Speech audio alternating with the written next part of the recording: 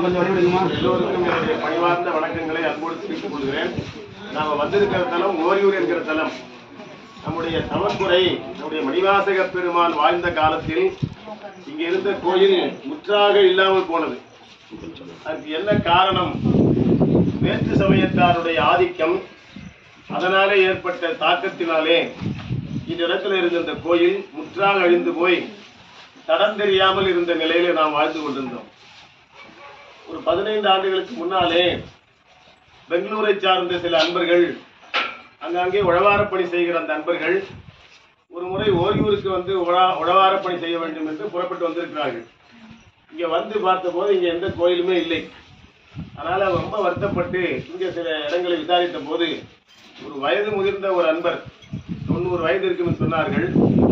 அவர்கள் இங்க ஒரு இடத்தை காட்டி, இங்கதான் அந்த கோயில் இருந்தது, அது இப்பொழுது தேவாலயமாக சர்ச்சாக மாறி இருக்கிறது என்று அவர் சொன்னதாக சொன்னார்கள்.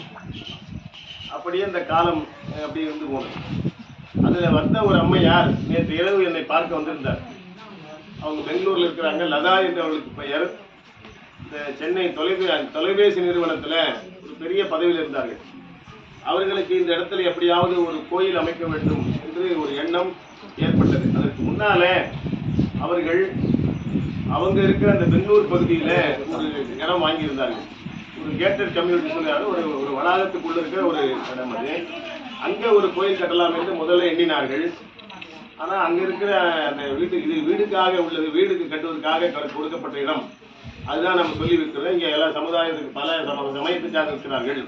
ஆனால் இங்க ஒரு சமயத்தை சார்ந்த கோயிலாம் கட்டக்கூடாது அப்படின்னு சொன்ன போது அவர்கள் இது என்ன செய்யலாம் என்று எண்ணிய போது, அவருக்கு இந்த இடத்துல நாம மாணிக்கவாசர் காலத்துல கோயில் இருந்தது இல்லாமல் போனதே, இந்த இடத்தில் செய்யலாம் என்று எண்ணி இருக்கிறார்கள்.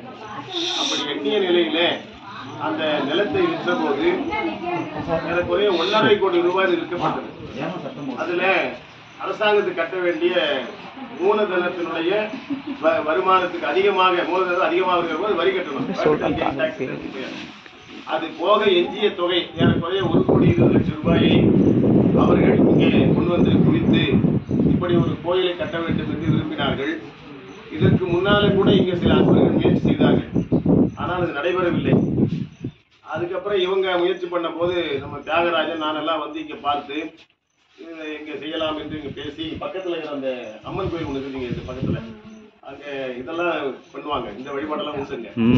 அதனால இந்த இடத்தை பத்தி அவங்க கிட்ட பேசி, இந்த ஊர் மக்களுடைய ஆதரவோடு பேசி, இந்த இடத்துல இவ்வளவு இடம் வேண்டும், இந்த மதிலுக்குள்ள இருக்கிற இடம் இப்ப புதுசா நமக்காக கொடுத்துருக்காங்க. அவங்ககிட்ட இந்த ஊர்ல இருக்கிற பஞ்சாயத்துல பேசி வைத்து இந்த இடத்தை நான் இந்த இடத்துக்கு ஜெயமானார் பெயருக்கு மாற்றி எழுதி வாங்கி இந்த கோயிலை நம்ம அமைப்பதற்காக ஒரு நாள் பார்த்து கால்கோல் செய்யப்பட்டது. இந்த கால்கோல் செய்து அதுக்கப்புறம் கொஞ்சம் கொஞ்சமாக எழுப்பி இந்த அளவுக்கு முழுக்க அந்த அம்மையார் தன்னுடைய வாழ்நாள் ஊதியத்தை அவங்க அப்படியே அந்த நிலமாக வைத்து, அவங்க ஒரு பொண்ணு ஒன்று இருக்கு, கல்யாணம் பண்ண இன்னும் ஒரே பொண்ணு தான், அது வேற மருத்துவம் படிச்சிருக்குது. அந்த பொண்ணுக்கு செய்ய வேண்டியதுக்காக வச்சிருக்கணும், பதுவாக நம்ம நினைப்போம். ஆனா அவர்கள் இந்த இடத்துல ஒரு கோயில் அமைக்க வேண்டும் என்று விரும்பி இந்த கோயிலை அமைத்திருக்கிறார்கள். நிறைய செலவாச்சு. இது அந்த பேருந்து சாலையிலிருந்து பாத்தீங்கன்னா ஒரு 10 அடி 11 அடி உயரத்தில் கட்டிருக்கோம். பின்னால் இது மாடக்கோயில் போன்ற அமைப்புல ஓரளவுக்கு உள்ளே சமப்படுத்தி ஒரு பாடி வைத்து மாடக்கோயில் போன்ற அமைப்புல வைக்கலாம் என்று எளிய சொல்ல அதையும் ஏற்றுக்கொண்டு அதற்கான பணிகள் எல்லாம் அவர்கள் செய்தார்கள். அதுக்கப்புறம் பெருமுயற்சி பண்ணி இங்க கால்கோல் பண்ணி இந்த கோயில் அமைக்கப்பட்டிருக்கிறது.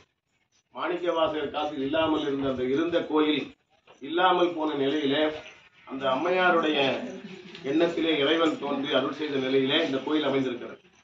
இந்த கோயிலை இந்த ஊர் மக்கள் ரொம்ப அன்போடு பார்த்துக் கொள்கிறார்கள். எதிரில் நேரா ஒரு வீடு செய்து பாருங்க. நான் வந்தா எப்போ அங்கதான் தங்குறேன். நேரா செய்து பாருங்க ஒரு வீடு.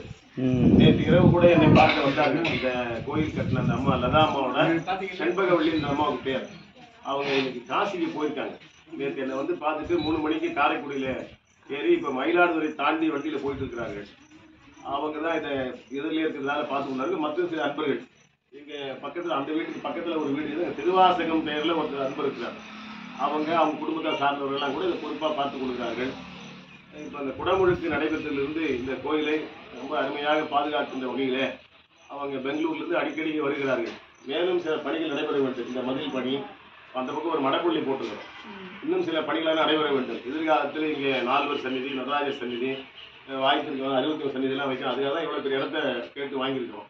இதெல்லாம் நடைபெற வேண்டும் என்றும் அதற்கான பணிகளுக்காக ஆங்காங்கே முயற்சி பண்ணி இப்போ அவங்க விருப்ப ஓய்வு கொடுத்து அதில் வந்த தொகைகளில் முதலீடு செய்திருக்கிறார்கள். அது மாத்திரமல்லாமல் இப்பொழுது இருக்கிற இந்த மற்ற பணிகளுக்கெல்லாம் அது தேவைப்படும் பணம் என்பதனாலே அவர்கள் இப்போ வேறு சில பார்ட் பணியெல்லாம் பண்ணி கொண்டிருக்கிறார்கள்.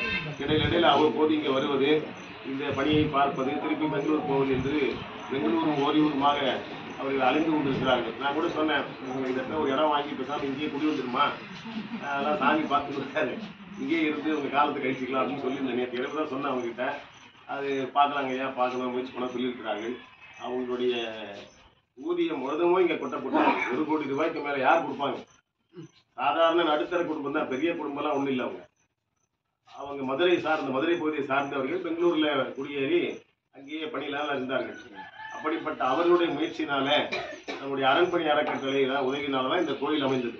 இதில் அவ்வப்போது வந்து பார்த்தது நம்ம தியாகராஜன் வந்து பார்த்து இது எப்படியெல்லாம் அமைக்கலாம் என்று திட்டமிட்டு இதெல்லாம் பண்ணியிருக்கிறோம். இந்த மாதிரி நம்முடைய காலத்தில் செம்பியன் மாதேவி போல, கண்டராதித்த சோழனை போல ததா அம்மையார் அவர்கள் இந்த கோயில் அமைத்திருக்கிறார்கள். இவ்வளவு பெரிய கருங்கல் ஆளான கோயில். பொதுவாக எளிமையாக கோயில் கட்டணும்னா நம்ம செங்கல்ல பண்ணா இதுல கால் பங்கு கூட ஆகும், ரொம்ப எளிமையாக கட்டிவிடலாம்.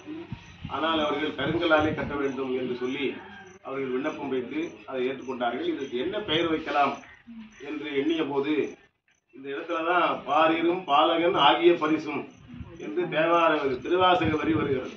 திருவிளையாடல் புராணத்துல விருத்தனாகி விருத்த குமார பாலனாகிய படலம் என்று ஒரு படலம் இருக்கிறது. பாலக படலம் சொல்றார்கள். அந்த படலம் நடந்த வரலாறு இங்க இருக்குதான் சொல்வார்கள்.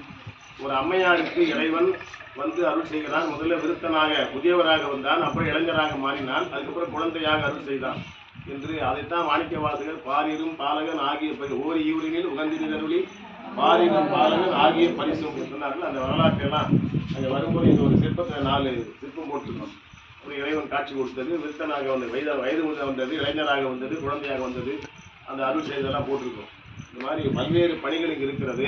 வாய்ப்பு இருக்கிற அன்பர்கள் இந்த பணிக்கு தங்களால் என்ற உதவியை அவங்க ஒரு அறக்கட்டளை இருக்கார், காரைக்கால ஒரு அறக்கட்டளை இருந்து அந்த அறக்கட்டளைக்கு வழங்கலாம் என்று நம்ம தெரிவித்துக் கொண்டு அருமையான இந்த தளத்தில் பெயர் வைக்கிற போது என்ன வைக்கலாம் என்று எண்ணிய போதுதான் இந்த விருத்த குமார பாலனாகிய படலம் நிகழ்ந்த இடம் நம்முடைய மணிவாசக பெருமானும் ஓரியூரில் உகந்திரது பாரிரும் பாலகன் ஆகிய சொன்னதுனாலே பாலகன் என்ற நேரான தமிழ் சொல்லாக சேயுமானார் என்று பெயர் வைத்து அம்மைக்கு தாய்மான சுவாமியுடைய உடையாளாக இருக்கின்ற மட்டுவார் குழலி அம்மையை இங்கே எழுந்தவளை பண்ணி இது அமைத்திருக்கோம். முதல்ல மணிக்கவாசல் காலத்திலாம் சிவலிங்க திருமணி இருக்கிற மூலவர் மட்டும்தான் இருந்தது, அம்மையெல்லாம் கிடையாது. நம்ம திருப்பரங்குறையில் கூட முதல்ல மூலவர் தான் கட்டினார், பின்னால்தான் யோகாம்பிகைக்கு வைக்கப்பட்டு சொல்லுவார்கள். அது கூட உருவம் கிடையாது, ஒரு பீடம் தான் இருக்கும். அதுபோல் இங்கே வேணாம் தான் சொன்னோம். ஆனால் அந்த அம்மா மட்டுவார் கோயிலில் வச்சு இங்கே ஒன்று இருக்கான்னு சொல்லி அதுக்கு கால்கோல் பண்ணி அது ஓரளவுக்கு வந்த பிற்பாடு இடையில ஏதோ ஒரு பணிக்கு வந்த போது தான் இதுக்கு கால்கோல் பண்ணணும். அதுக்கப்புறம் இந்த சன்னிதி வச்சோம். எதிர்காலத்தில் பல திட்டங்கள் இருக்கிறது. இதெல்லாம் மாணிக்கவாசகர் காலத்தில் இல்லாது போன இந்த கோயிலை பராமரித்திருக்கிற இந்த கோயிலை அமைத்திருக்கிறோம். இந்த கோயிலை சிறப்பான முறையில் இந்த ஊர் மக்கள் பராமரிக்க வேண்டும் என்று நல்ல நேரத்தில் கேட்டுக்கொண்டு இந்த சிவகங்கை தீர்த்தம் இந்த காலையில் கூட அந்த குருக்கள் சொன்னார், இந்த தீர்த்தம் பக்கத்தில் இருக்குது. அந்த தீர்த்த குளத்தை கூட இந்த மாற்று சமயத்தார் ஆக்கிரமிக்க எண்ணிய போது தேவக்கோட்டையில் இருக்கிற ஒரு ஜமீன்தார் நாராயணசாமி செட்டியார் நண்பர் அந்த ஆவணங்களை எல்லாம் தேடி கண்டுபிடித்து வழக்கு போட்டு அதை மீட்டெடுத்திருக்கிறார். பக்கத்தில் இருக்கிற போல தெரியும். அப்படி 2 தலம் முன்னால இதுக்கு பின்னால நம்ம போறதுக்கு தான் 2 கிலோமீட்டர் திரு புனவாசலுங்கிற அருமையான தலம் இருக்கிறது. இப்ப நாம பார்த்த காலையில் பார்த்த ஆடானைக்கும் புனவாசலுக்கு இடையில் ரொம்ப சிறந்த தலம். ஏன்னா மாணிக்கவாசகர் காலத்துல இருந்த தலம், அவர் வாழ்ந்த போதே இருந்த தலம். அது இல்லாமல் பகுதி வாழ் மக்களை சிறப்பாக பாதுகாக்க வேண்டும் என்று இளவரசாக மக்களை தோட்டுக் மகாலிங்க ஒரு அன்பர் இதுக்கு முன்னா இங்க முதல்ல ஒரு அன்பர் பூசம் செய்தார். சேலத்தை சார்ந்த ஒரு அன்பர் அறிஞர் ரொம்ப அருமையாக பூசம் செய்வார். அதுக்கப்புறம் இப்போ அவருக்கு இந்த அன்பர்கள் நம்ம ராஜகுரு அந்த தம்பி நம்ம ராஜசேகர் 2 பேர் இப்ப வந்து இந்த பணியை பார்த்து கொடுக்குறாங்க. அவரும் ரொம்ப அழகா எல்லாம் பண்ணியிருக்கிறாங்க. நேற்று அலங்காரம் பண்ணதான் இது. அந்த படத்தை சண்பகவள்ளி காட்டிட்டு நேற்று. அப்புறம் நாளைக்கு நீங்க வரதுனால அப்படியே வச்சுக்க சொல்லியிருக்கீங்க, நீங்களும் சொல்லுங்க சொல்லி அதையே வச்சுக்காங்க. மாலை தான் மாற்ற போறாங்க, துணியெல்லாம் மாற்றுவாங்க. நம்ம அப்படியே அந்த அலங்காரத்தோடு இருக்கிறவங்க இருக்கிறாங்க. இந்த மாதிரி மனிதவாழ்வுடைய அம்மை உள்ள பார்த்தீங்கன்னா அந்த சேலை அவ்வளோ அழகா அந்த செடி உருவம் ரொம்ப அழகா இருக்கும். அந்த குழல் மூக்குத்தி போடுறதுக்கு அந்த மாதிரி இங்கே நமக்கெல்லாம் மூக்குத்தி கொடுக்குற மாதிரி இங்கே ஒரு ஓட்டை கூட போட்டு அதில் திருகாணி போட்டு அப்படி பார்த்து அமைக்கப்பட்ட ஒருவர்கள் இதெல்லாம் அப்புறம் அந்த ஹரிகரன் என்ற நண்பர் இங்கே பூசை பண்ணிக்கும் போது அவர்கள் இந்த அருமையான நடராஜா ஒன்று நான் கூட சொன்னேன், இது நிறைய பாதுகாப்பு நிறைய இல்லை, ஒரே திருமணி கோயில் மட்டும்தான் அமைந்திருக்கிறது.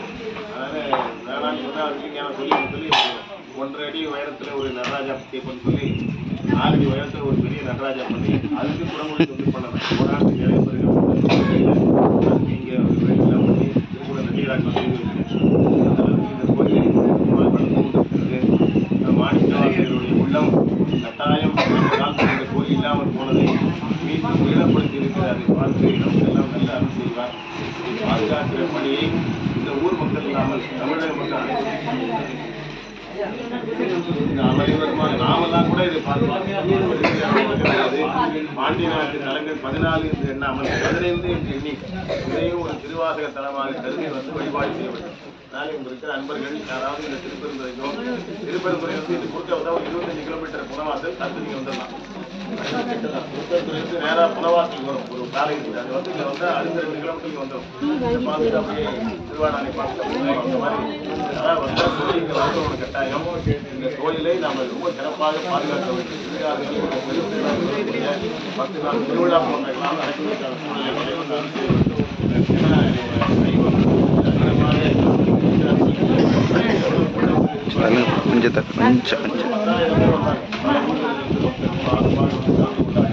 அப்படிப்பட்ட சிறந்த தலம். இந்த தலத்தில் வந்து நாம் வந்து சொல்லி பாடல் தலம் இல்லை, திருவாசகம் வரை நம்ம திருவிளையாடல் தான் இருக்குது. இருந்தாலும் தாயுமானாருடைய பெயர்